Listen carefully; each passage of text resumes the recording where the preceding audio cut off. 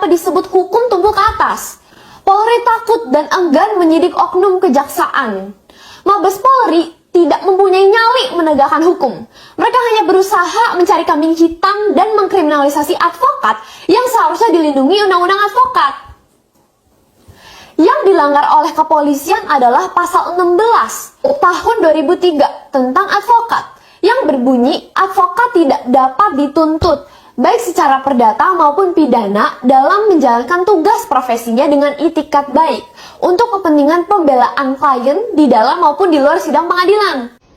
Ayah saya adalah seorang advokat. Dia sedang menjalankan tugas pembelaan kliennya yang memberikan surat kuasa kepadanya di luar sidang pengadilan. Disebutkan seharusnya advokat tidak dapat dituntut secara pidana. Tetapi dengan sengaja, walau sudah mengetahui hal ini, Mabes Polri malah melakukan penyidikan dan melakukan penetapan tersangka. Sungguh mengerikan jika aparat penegak hukum yang menaati hukum justru malah menjadi pihak yang melanggar hukum. Apakah patut jika disebut keadilan di Indonesia sudah mati? Jika oknum mafia hukum saja berani menjerat dan melanggar undang-undang, maka sudah jelas di Indonesia hukum itu hanya teori dan tidak dihormati oleh pihak kepolisian. Presiden harus mendengar ini karena sangat berbahaya jika Polri saja terang-terangan menjadi pelanggar hukum. Maka ini akan menjadi permulaan legal dan sahnya hukum untuk tidak dipatuhi di Indonesia. Tidak salah jika nantinya semua warga sipil mengikuti contoh yang diberikan Polri, boleh melanggar undang-undang. Presiden sebagai panglima hukum harus segera turun tangan, tindak oknum terkait dan segera luruskan penerapan hukum yang salah. Karena penegakan hukum adalah fondasi sebuah negara. Jika presiden membiarkan ketika sudah mengetahuinya, dapat dipastikan presiden pun dapat diduga melakukan penyalahgunaan wewenang sesuai pasal 421 KUHP pidana. Saya aja, anak kecil, bisa mengerti undang-undang yang sudah tertera jelas. Mengapa Kapolri yang pangkatnya jenderal tidak dapat memahami hal tersebut? Apakah Bapak tidak tahu atau pura-pura tidak tahu? Bapak Kapolri, apakah Anda bisa mendengarkan dan mau mendengarkan kritikan dan masukan dari saya selaku warga negara? Ataukah Kapolri dan seluruh aparat kepolisian sudah merasa di atas hukum dan berhak melawan undang-undang? Jika Bapak Kapolri membiarkan dan tidak segera meluruskan hal ini, maka ini bisa menjadi awal kehancuran Polri yang kedua setelah kasus Sambo. Saya sebagai warga negara ingin memberikan masukan agar hukum dan keadilan dapat ditegakkan. Tolong dibaca sekali lagi pasal 16 Undang-Undang Advokat. Jika tidak dipahami, bisa ditanyakan arti pasal tersebut ke Mahkamah Konstitusi. Tidak boleh berasumsi sendiri dan sembarangan mengkriminalisasi advokat. Apalagi salah satunya adalah ayah saya yang tidak bersalah. Pembuatan Polri melawan hukum mencederai nurani dan pikiran saya. Bagaimanakah Polri yang saya cintai malah menjadi oknum pelanggar hukum? Saya yakin masih ada banyak polisi baik dan polisi yang ingin Indonesia maju. Bagaimana dengan Bapak Kapolri Listio Sigit Prabowo? Apakah Bapak berani meluruskan anak buah Bapak yang jelas-jelas melanggar undang-undang ini?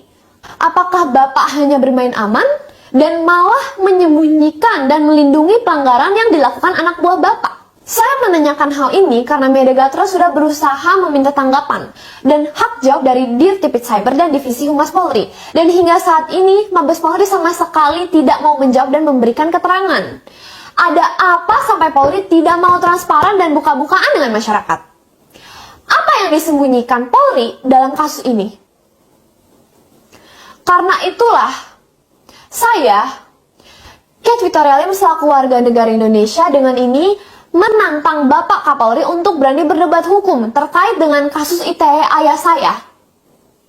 Beranikah Bapak Kapolri yang terhormat mendebatkan hukum terkait kasus ITE ayah saya? Akan kami tayangkan agar seluruh masyarakat Indonesia bisa menilai, dan ini akan menjadi bukti transparansi yang Bapak Kapolri selalu dengungkan.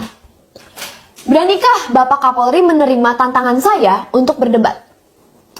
Bapak Kapolri adalah Jenderal Bintang 4 yang pastinya pintar dan mengerti hukum, sedangkan saya hanyalah remaja biasa. Namun saya memiliki hati nurani dan pikiran yang jernih. Mari kita buktikan apakah benar Polri menegakkan hukum dalam kasus dugaan pencemaran nama baik ayah saya, Alvin Lim, ataukah saya yang benar bahwa Polri sedang melakukan pelanggaran hukum? Pasal 16 Undang-Undang Nomor 18 Tahun 2003 tentang advokat dalam hal imunitas advokat.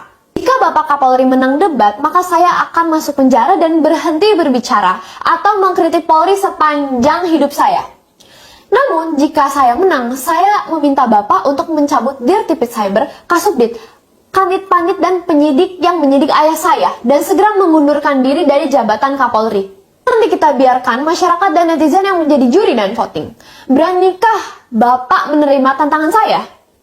Ataukah presisi berkeadilan hanyalah sebagai pencitraan dan mulut manis saja?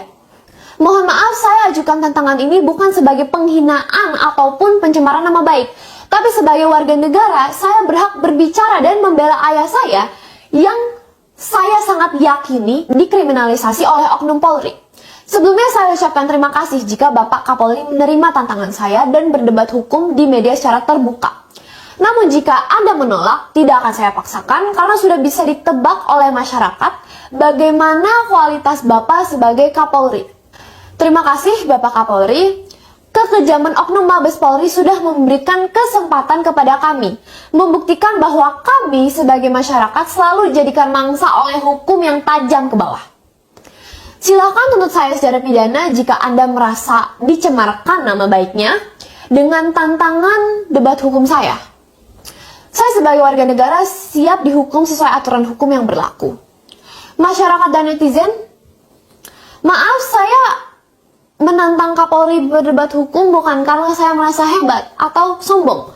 Namun dugaan pelanggaran hukum yang dilakukan Polri sudah sangat nyata dan jelas melawan pasal 16 Undang-Undang Advokat. Yang mana saya sebagai anak kecil aja bisa tahu. Masa sih Bapak Kapolri tidak tahu? Saya bingung dan hal ini tidak masuk di dalam nalar pemikiran saya. Ayah saya yang membela istrinya, Fiorucci yang pada saat itu adalah kliennya, yang diperas puluhan juta oleh oknum jaksa, justru malah ayah saya yang mau dipenjarakan. Dahsyat sekali hukum di Indonesia ini. Korban justru mau dipenjarakan oleh oknum-oknum kepolisian. Sangat luar biasa. Sehingga saya anak kecil harus dan wajib melawan untuk membela ayah saya yang saat ini tidak mampu berbicara untuk dirinya sendiri karena ditahan di penjara. Sekali lagi terima kasih kepada masyarakat. Tolong bantu dan dukung perjuangan kami. Jika saat ini ayah saya Alvin Lim dan Kamarudin Simanjuntak selaku pengacara Joshua yang seharusnya dilindungi Undang-Undang Advokat telah dijadikan, maka dipastikan selanjutnya semua masyarakat lain tidak akan aman karena terbukti bahwa adanya kekosongan hukum dan kesewenangan.